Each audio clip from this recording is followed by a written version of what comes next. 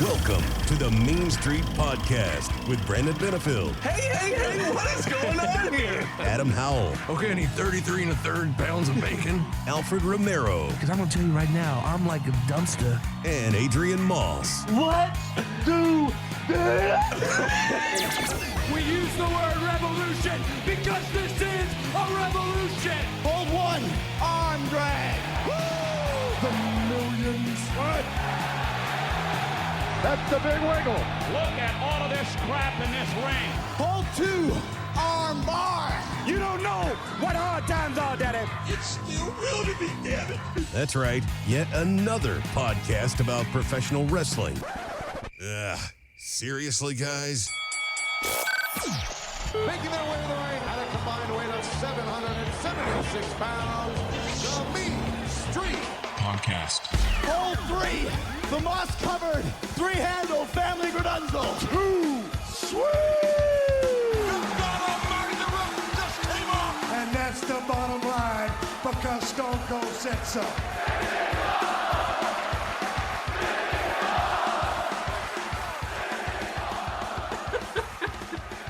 Hey, everybody, what's going on? We are finally back. We took a little bit of a hiatus there, but hey, it's me, B-Double Brandon Benefield, alongside my brothers from other mothers. We just lost one of them, but one's still here. It's A-Bomb, too sweet. Adam Howell, what's up? Hiatus. We didn't take a hiatus. Sometimes it takes a little bit of time to deliver some unbiased journalistic integrity to the masses. I'm here on this mean street that leads to a dead end to raise the standard by silencing the falseness. And here's the thing, Brandon. You call it a hiatus. I call it research. I call it journalism. I call it investigation. I have to do those things in order to prep for this show. You and your hat, you got a hat on. Look at me. I'm wearing a hat, okay? You come in here with your hat, and you just show up. A-Bomb too sweet? That's not what I do. I spend about 37 and a half hours each week in preparation of this show, the Mean Street Podcast. Oh, thank God, Alfred's back. Thank God. Hey, pass it on. Pass it around. Alfred's back. And well, I'm not done talking, but That's okay. Alfred's go ahead. Pass it I'm around. just going to go ahead. Alfred, I'm glad you're joining us. I see that you're live on the field. Alfred Romero, how are you? I'm good. Thanks, Adam. I'm right here. Thank God, because he was rambling. So I'm glad you're here. What's up, buddy? Yeah. I'm sorry about that. Apparently, I guess the internet I'm at is coming in and out. So I'm using, thanks to my personal hotspots. Oh. I am now using this. Apparently, I could use this for free this whole time. I didn't even realize it. But I'm using that on the field here, Adam, as I'm reporting live from the garage of my mother-in-law's home. So don't tell everybody. Alfred, put your finger on your ear like this. It looks good. Oh yeah. But back to you in studio. Thanks, Alfred. We really appreciate you on the scene there delivering the news, because we couldn't do it without you. You're an eyewitness reporter in your mother-in-law's garage. But on a fun note, I got a figgy find. Oh man, we got to come up with a theme song for this, man. I got a figgy find. Adam's action figures now. And so we'll work on it. It was good. I like that. It was good. Thanks. As the meanies know, I've been attempting to complete Hasbro WWF Series 1. And one of those is Jake the Snake. I've actually had a couple of Jake the Snakes. I have this other one. And if you're watching on the YouTube, you can see like the condition. It's a lot worse on the old one. So on top of that, this one has Damien. Look at that. The snake wrapped around his neck. Is that rare? Is that a rare piece for it to have Damien there? Yeah, any of the original Hasbros that had an accessory, if you have that, this Damien sells on eBay for like $20 by itself. What? Wow. I mean, it's freaking crazy.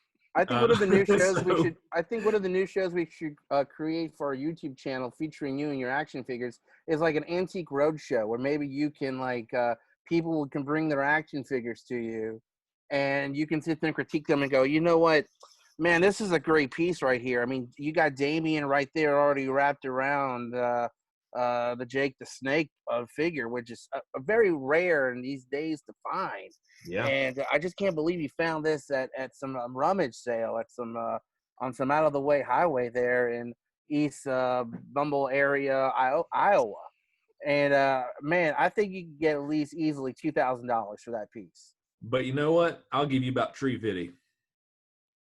Oh, okay. Pity. Sure. Wow. Hey, by the way, speaking of Jake the Snake, we should mention Mossman.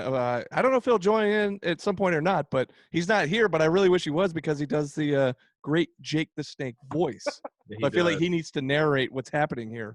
But He oh well. does. Have you? What's the next You know one on what? your list that you're trying to get?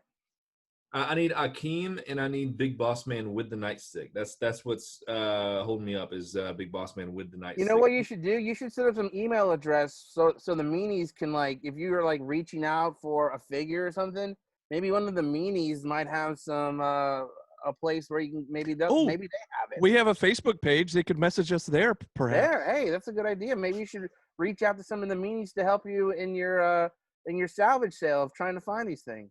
That is a good idea. So if you're out and about and you see a Big Boss Man, if you see some Hasbro figures and you're like, hey, I don't want these, but I know A-Bomb does, then holler at your boy, slide up into the Mean Street DMs and just slip on in there all slippery like a snake. Not just any snake, like Damien, just slippery in. Where'd you go? Where'd he go? We want to see you laughing. Why'd you turn the camera off? Because I want you to see the picture of Scott Hall I have. So speaking of WWF Hasbro figures, I used to love collecting them. I know y'all didn't really get into it as much as I did. It's a huge part of my childhood. And it's just fun kind of reliving it now. But one thing that they did really well was make tag team wrestling figure packs. So they had like the Rockers, they had the Nasty Boys, they had two different versions of the Bushwhackers for some reason. I think they're the only tag team that got two different versions. No, who the hell cares about the Bushwhackers? They had Demolition, Axe, and Smash, and then they later released Crush. I've already mentioned the Rockers. Am I missing any other tag team? I don't know. But the one I wanted to bring up was Legion of Doom. And Legion of Doom, they were just badass because they had those football pads with the spikes on. They're just really cool figures. And, of course, we lost Road Warrior Hawk a few years ago and Road Warrior Animal, who was slated to be at the Superstar Fan Fest in Rome, passed away. And, what was it, last week? Yeah. So that sucks, man. And did we hear like the cause or anything? I saw natural causes, but I don't really know what that means. If it was just a heart attack or I don't know. But well, I mean, those guys lived hard. They lived fast, Yeah. And he was 61 years old, 60 or 61. 60, and, I think. just yeah. Tragic loss because for two reasons. Number one, his wrestling career, and number two, just his career after he retired. And I'll start with that latter, that last point. Apparently I never got a chance to shake his hand, but apparently he was super nice with the fans. And that's one thing I love about the internet, especially the internet wrestling community, is when someone does pass away, there's just this plethora, as long as it's positive, right? There was this plethora of people chiming in and talking about how nice Animal was when they got to meet him. So that was such a good legacy for him to leave behind. All these wrestling fans who had just these incredibly awesome and fun and nice memories of the guy. And we know he loved his family a lot. We've seen a lot of stories of that recently. And firstly, the other legacy he leaves behind is being one of the most badass pro wrestlers of all time. Everyone knew that when the Road Warriors theme or when the LOD theme hit, oh, what a rush. When that hit, you knew somebody was about to get their butt beat. And they came out there, and that's what I miss about that day and age, is they came out there, they were bigger than anybody in the audience. They were bigger than anybody. And so, like, when you see these guys and they're decked out in spikes and freaking war paint, you're like, holy crap. You can be a 36-year-old grown man with a family, and you can look at this guy, these two guys, Hawk and Animal, and say, there is no way I'm going to mess with those guys. Those guys made the entire product look better because they were so believable. And nowadays, I don't want to get on a rant, but nowadays you got guys in the ring who are $125 soaking wet. I don't believe that. I believe Hawk and Animal. And that's one thing that I'll miss. That's a legacy that he leaves in my mind, is just being a complete badass in the ring. And when they hit that doomsday device, like, you knew their opponent was not getting up, because it was like this arm that rivals Hulk Hogan's arm just wrap around the throat of their opponent, and they come tumbling down 10 feet from the air. I wish I could have called one of those matches. That would have been awesome. But what history. They're often imitated, never duplicated, to steal a line from the Outsiders. But they're incredible, and I hate that they're gone. But that's LOD, man. That's my kind of perspective on them. I've been seeing so many posts since, I guess it's been, well, like you said, about a week ago when that happened, maybe a little more than that, but so many posts about just imagining, and I don't know what people's beliefs are, but if you believe in heaven, like if you could just imagine in heaven, you know how like on the real world down here, like when there's a big reunion or a tag team reunites and gets back together and it's like one of the loudest pops ever. Well, can you imagine coming through the pearly gates and Hawk's been up there waiting for him, and who else is up there? You got maybe Brain and Gorilla Monsoon on commentary calling it or something, and Animal and Hawk reunite, and it's one of the biggest pops in all of heaven history. Can you imagine? Man, it sucks. It really does suck. And like you said, he was going to be at the Fan Fest on October 24th, which we'll get to that in a second. That actually got postponed until next April. Thanks a lot to COVID again. But he was going to be there. He was actually going to be walking some of our buddies to the ring. He was going to be their manager for the night, Sunny Days and Logan Creed, who make up the Team of Fear in SHW. We're going to have a match, and Animal was going to be walking them and managing them in the ring that night. So really bummed about that. But like you said, it sucks for something like this to have to happen. But it is nice to see all of the great things being said about him from people telling stories and sharing posts and stuff. So yeah, and I just hope that the legacy isn't lost. Like, I hope guys like Darby Allin see the legacy that they leave behind, and maybe Darby decides to eat a cheeseburger or two. I don't know. Hey, speaking of current day wrestlers, like acknowledging those guys, I don't know if you noticed when it might have been the Dynamite right after he passed away, Thunder Rosa had a match, and she does the half face paint. Well, half of her face paint was painted up like Animal in tribute to Animal's face paint. So I thought that was really cool. She is so cool, man. I saw her. She was in BTE this past week too, I think. Yeah, she was. That, by the way, that bit that they did, it was completely ridiculous. They do the speaking Spanglish bit with Santana and Ortiz every week. This one was like the most absurd, like supposed to be, I guess, like a Spanish soap opera situation where Ortiz is in love with Dasha, but it turns out Dasha's actually Marco Stunt the whole time. But you don't know that until Thunder Rosa comes in and does her magic, and then it's Marco Stunt, and then it just ends. I think they call those telenovelas, isn't that right, Alfred? Yeah, that's correct, sir. Telenovelas.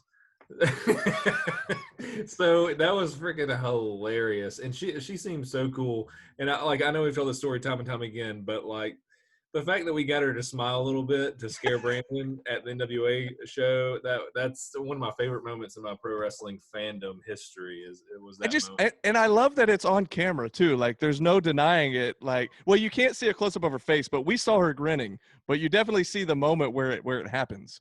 But yeah, it was good times. And speaking of that, that's I don't know where you're about to go, Brandon, but I just want to talk about NWA for a second. Yeah, go ahead. Because NWA is just bleeding talent right now. And obviously they don't really have any content coming up. That was my favorite. Whoa. Yeah, they do. They have their weekly pay-per-view now, which I haven't paid for yet. But it's I think they're on episode 3 just happened. And your buddy, Karate. No, not him. The Damian Sandow, which is Aaron Stevens, right? Who was the national champion, right? the what do you call it? The black belt 3-time national champ or something. What was it called? The 3-stripe. Something like that. Yeah, whatever you called it. Anyways, he just lost it to Trevor Murdoch this past week at their they're on the pay-per-view show. Have you heard about this? Have you watched any of them? I haven't. So what's the deal there? Is it like, how much does it cost? It might be like, I don't know, $9 or $10 a pay-per-view. But see, that's So a weekly. they want you to spend $10 a week on watching something that was free? Well, that's the thing. I haven't watched it yet. I just see the results after the fact. I know So Thunder it's Rosa was on there. Aldis was on. That's where Aldis fought. What's Maria Kanellis' husband? Danny Canellis. Michael Bennett. Mike Bennett, yeah. Is that right? So he had a match.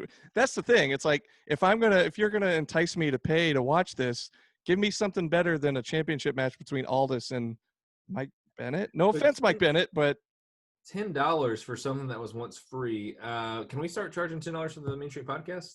I do charge $10. That's why nobody watches. I get the WWE Network for $9.99 a month. Yeah, well, this is a week. I could be wrong. That's It might be absurd. like $7 or something. I don't know, but I was whatever gonna say, it if that's is. the case, we should have a lot more notepads than we have right now currently.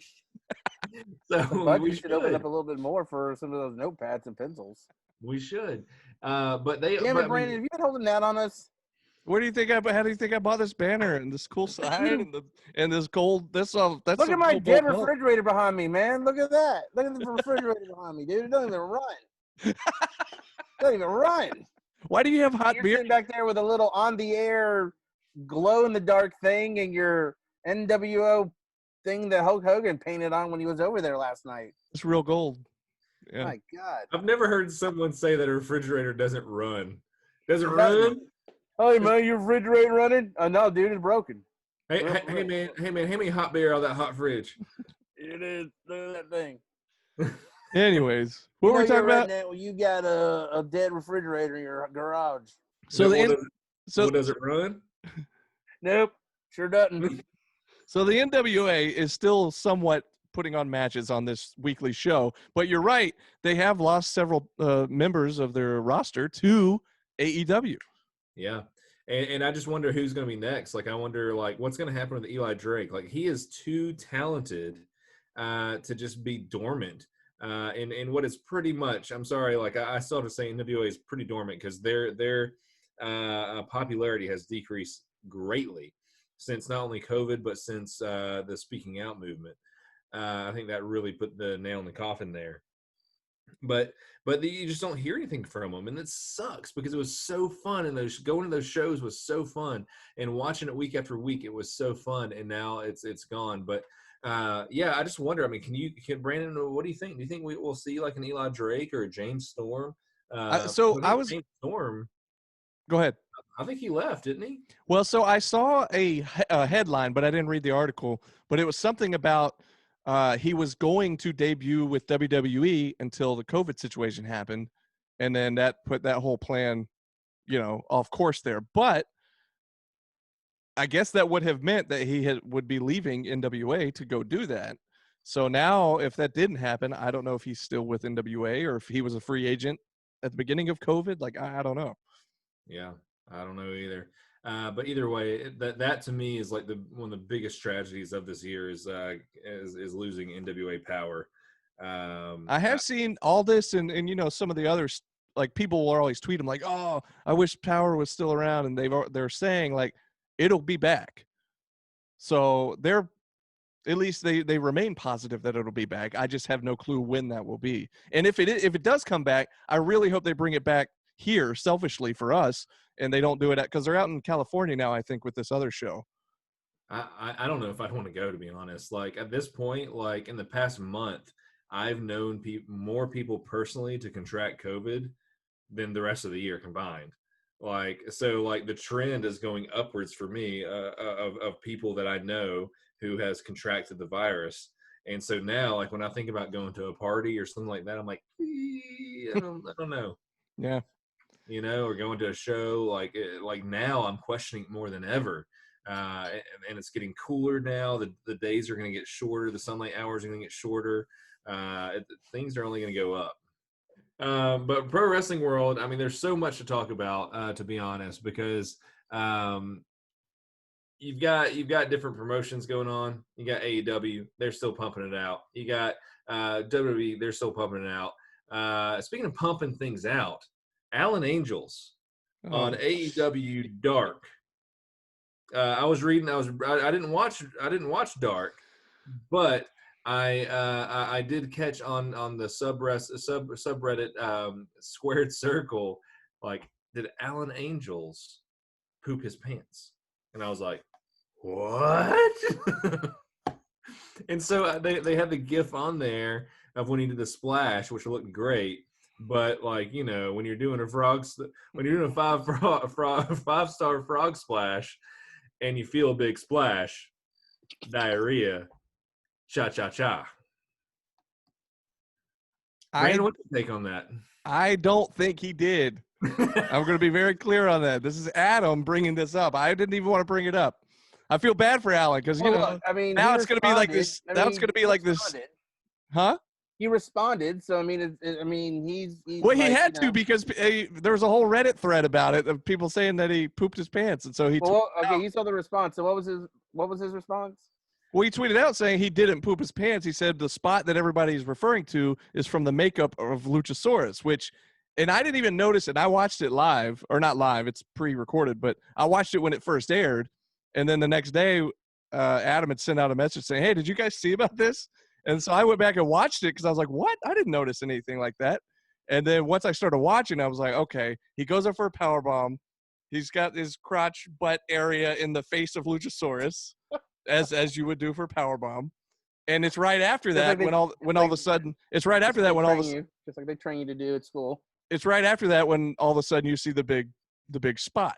So I think that what Alan said in his tweet to defend himself, I think that's actually what it is. However, like Adam said, when he does hit that big frog splash, he does grab his butt real quick, and it's funny when you think about, like, well, now wait a second, why'd he do that? but the spot was already there, so I'm an ass. So I'm in Alan's defense here. I don't think he actually did it, but I feel bad now. You saw the match. I remember you saying you saw the match, and he was still moving around, so it wasn't not like when the video of Jerry Nadler doing it in the middle of the. I mean, you can still move around if you crap your pants. That might but even I mean, but you would like. I would think you would. I would think you'd be walking funny, like, you know what I mean. But he was like still doing all his quick moves and flipping and flopping and all this other stuff. I don't know. So I was like, there's no way he actually did it. But, anyways, whether he did or didn't, the fact that it came out on the internet on Reddit and he tweeted about it, I'm hoping that they make it a point to bring it up on BTE. And because, like, with John Silver and all the stuff that he does with the Dark Order, I think has been some of the funniest stuff on BTE. So why not bring it up on next week's episode of Being the Elite? And he shouldn't have been so quick to say no. I think he should have just been quiet about it. Well, that's why I'm saying on a BTE, the other members of Dark Order could call him out on it, like, because he denied it, and they could just, I don't know, do something with it and make it funny. It's already out there. It's already out there. So. I don't think he did either, and I think he'd admit it if he did, to be honest. But like, that's what he said in the tweet. By the way, he goes, "I wish I would have. It would have made for a better story." That was part of his tweet. And because I mean, some wrestlers, like, it's happened a lot. You know, I mean, like CM Punk famously crapped his trunks. I don't remember if it was on a main event or like on Raw. I think, yeah. Raw or SmackDown. I don't remember what it was, but he grabbed his pants.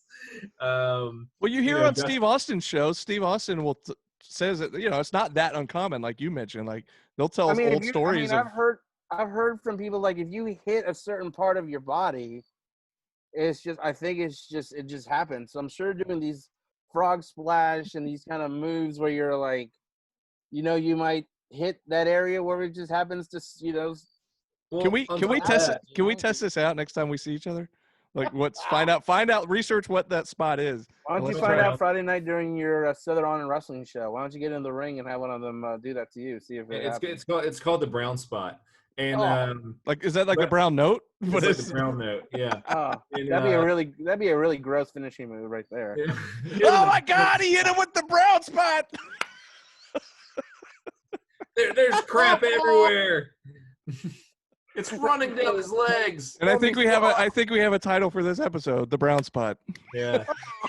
Well, that's. Could you imagine JR calling a match with that as in? That's a slobber knocker. Oh, gross. Ugh. Well, I mean, if you think about it, these guys, I mean, they're athletes, they're body guys, and so like they're trying to eat pretty healthy, and they might have an overdose of protein or fiber or something like that, and like maybe they got their protein shake and they hit that frog splash.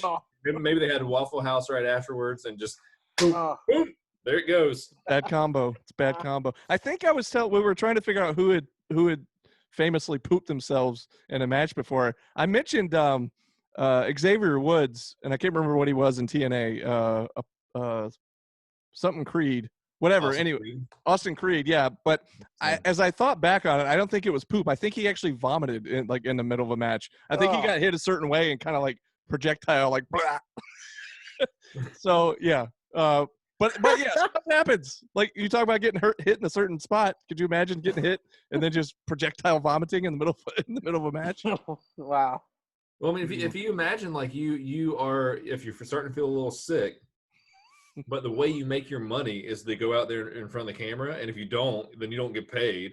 Then like maybe you're thinking like, I think I can hold it. I think I can hold it. I think I can hold it in. And then you hit that frog splash, and no. You can't hold it in. Ain't happening.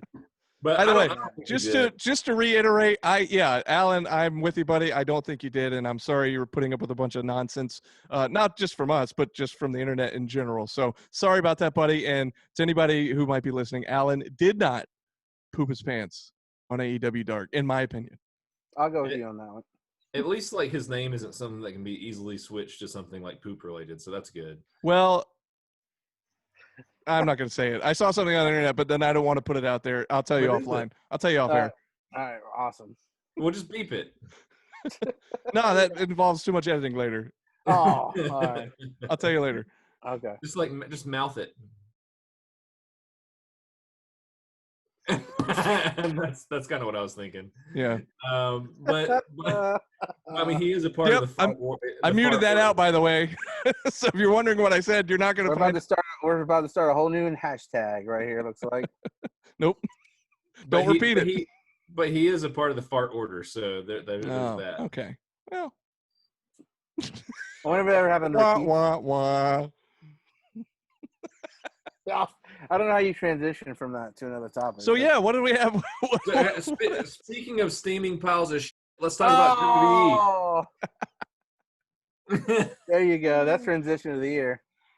Clash. Roman Reigns actually is not a steaming pile of crap right now. He is he's very intriguing. He's got a lot of people who are changing their minds about him, and this is what we wanted all along. Oh, he's hateable. I hate him now. Why I really hate him. Why it took 4 years to get him 5 years to get him to turn heel, I do not know, but it's freaking awesome, I think. What you do, but you hate him in a good way, right? Like you want to hate him. Oh yeah, totally. It's not like I hate him like as a human being. I know but as far as the character he's trying to bring forth to WWE, I love it. I mean, having Paul Heyman by his side already makes me just hate him just a little bit because you know what I mean. Just that Paul Heyman character, I just hate that character so much. But especially I don't want to retread too much ground, but he did have that match against was it Jay? Mm-hmm. Yeah, Clash of the Champions. Did y'all see that? Oh yeah, it was brutal. Yeah, Jimmy had to throw in the towel. It was ridiculous. He beat his own family down, Alfred.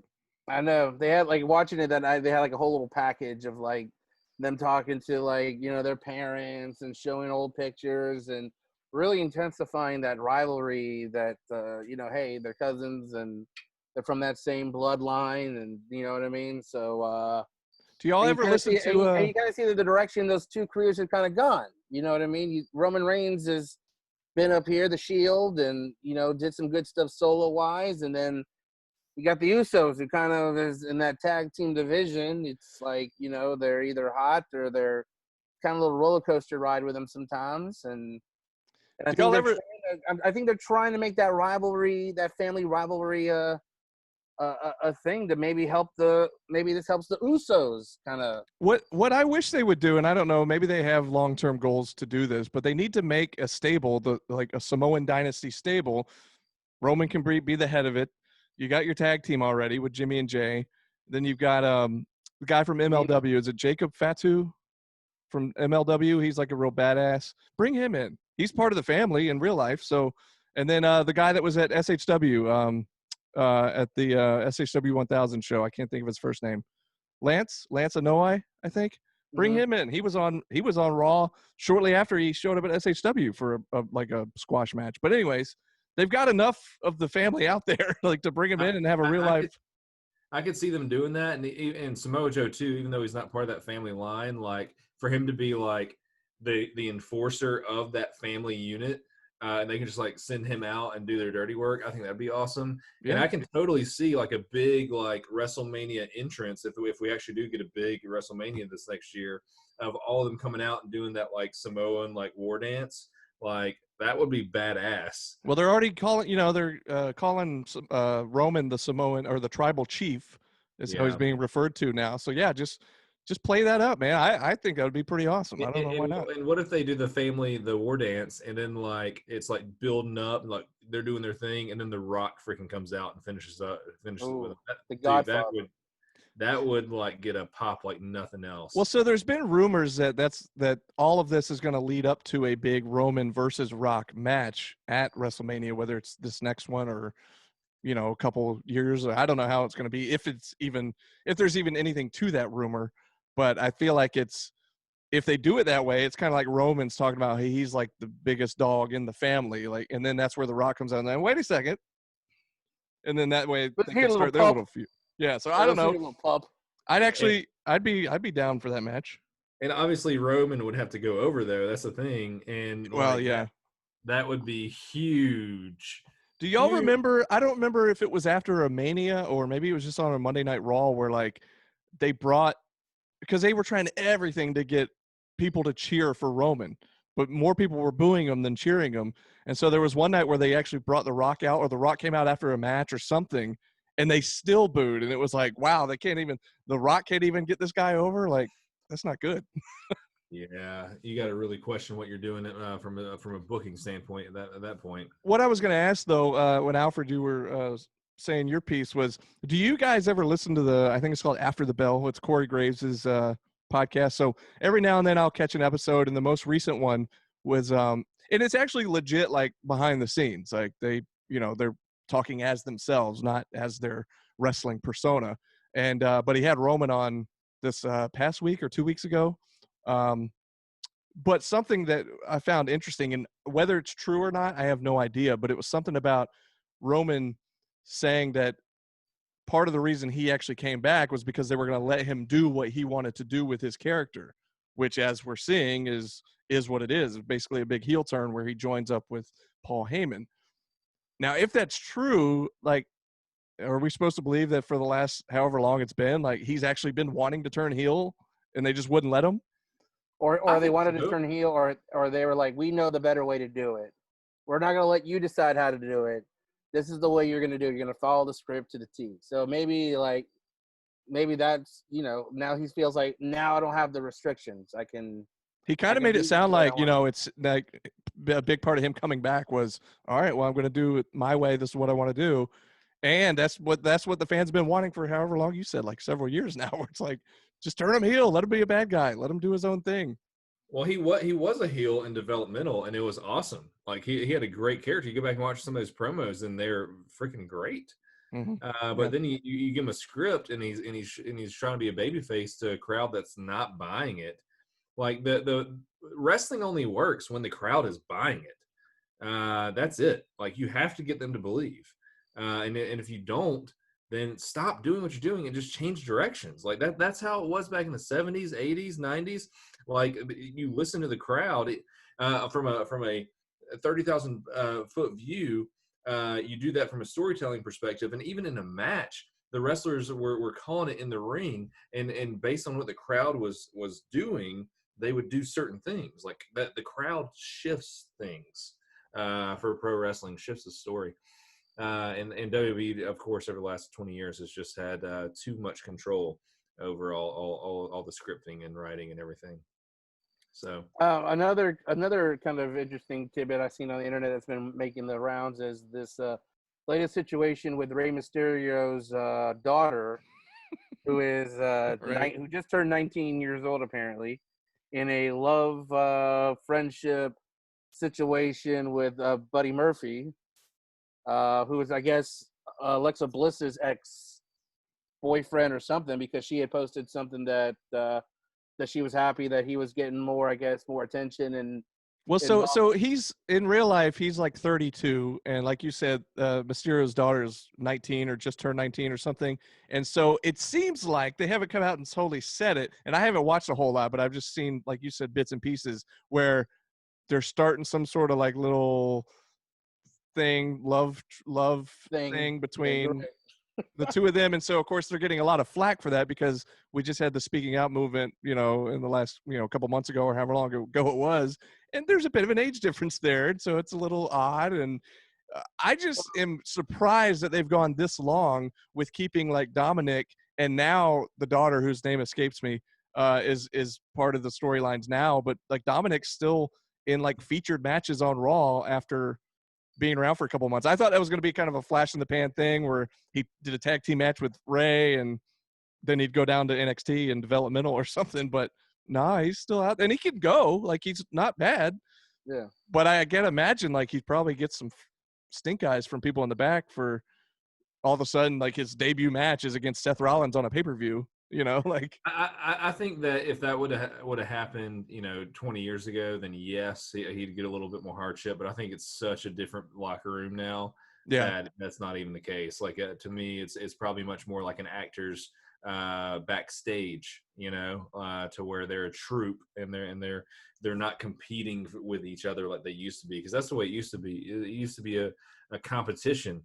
If you get more TV time or more ring time than the other person, then hey, you're stealing money out of my wallet. Like, I need to get in there, I don't think it's like that anymore. But that's weird. So, I mean, you guys are talking kayfabe, right? You guys are talking like a kayfabe relationship, not a real. Right. So, like, there's a feud going on between Dominic and Buddy Murphy, and like he was gonna go after him with a kendo stick, and the sister came out and was like, "No, Dominic, stop!" And apparently, there was like some text messages had been exchanged or something, Yeah. but it was storyline text messages. It wasn't like real life. Like speaking Seth out. Rollins, Seth Rollins like displayed the text message conversation that they were having, and then like backstage, like he got upset with Seth, going like, "Why'd you put that? That's like private stuff." I get all mad at Seth for like exposing these.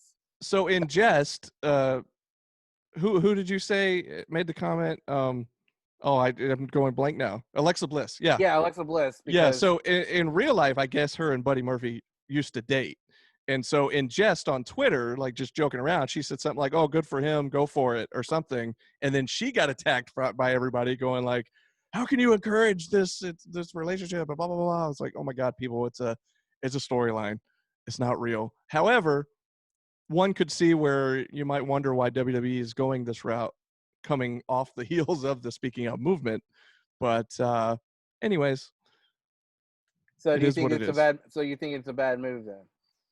I mean, like, but here's the thing, like, why even have Rey Mysterio's daughter on the show? Like, I don't know. Like, well, I mean, they had the whole family. Like, even the mother was on. Like they had this segment where they were on the couch together, and like you got Rey Mysterio, you got the daughter, you got Dominic, and you got the mother there. I mean, I guess I'm assuming that's the real wife. I'm guessing. I don't know. I've never seen seen pictures prior to this. So you never know. So I don't know where this is going to go. Obviously, it just makes more chemistry or more fuel to that fire in that rivalry. You know what I mean? So, I mean, that's I guess they were looking at it as far as how are we going to continue this fire?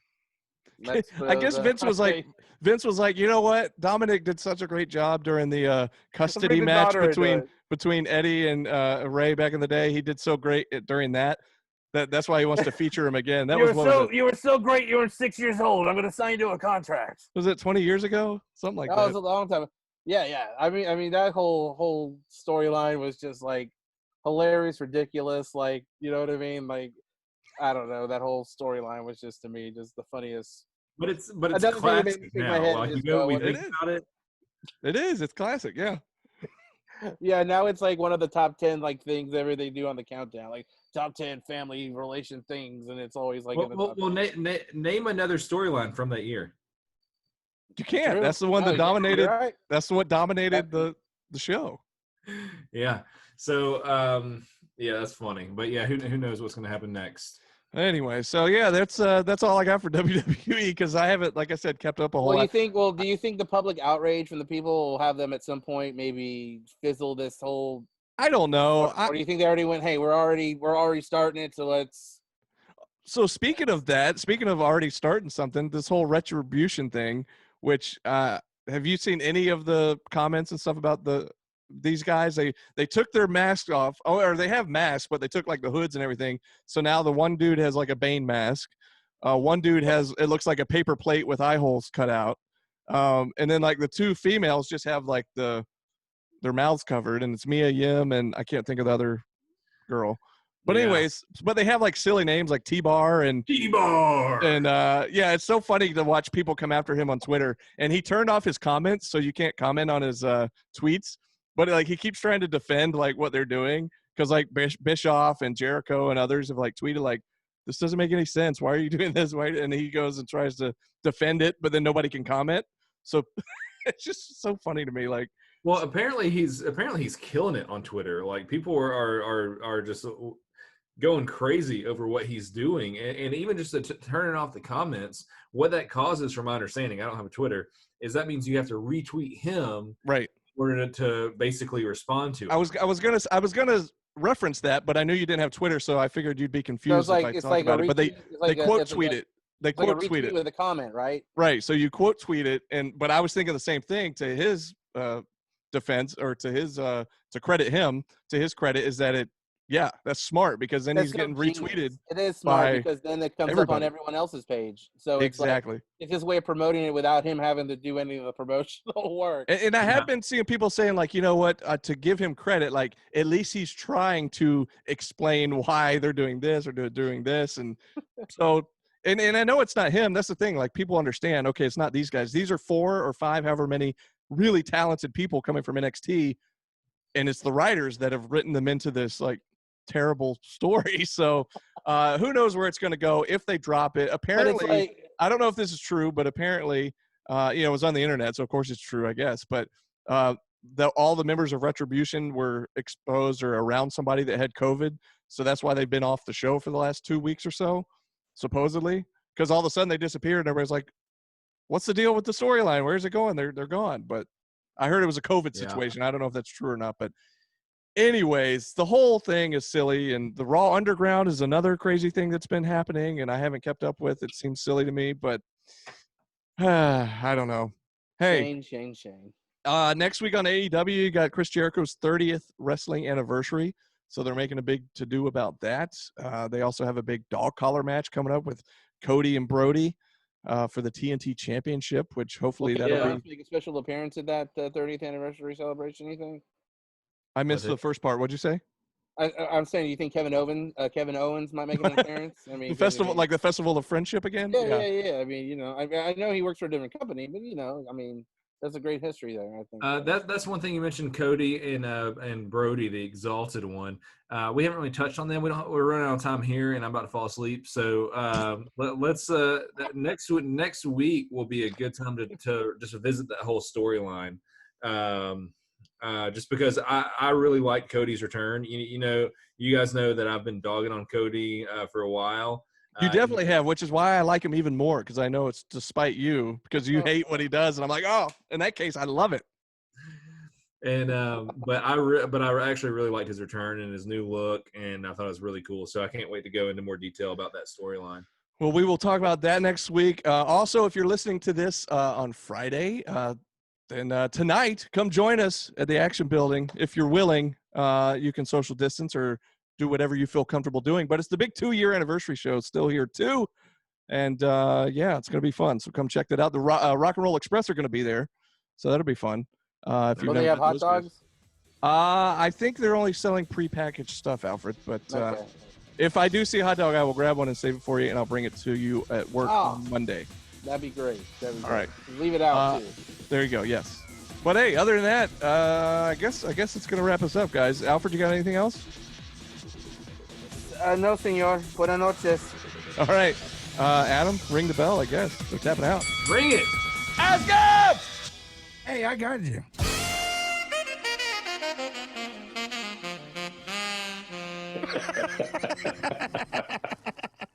Diamond Dallas? There it Diamond is. Dallas? Little throwback there. Nice. Thanks. I like to kick it old school. I hear those crickets. Yeah, that's all the meanies. Mm-hmm. No, that's just everyone listening to the show. Yeah, that's how it sounds. Right. That's the meanies. Oh, that's funny.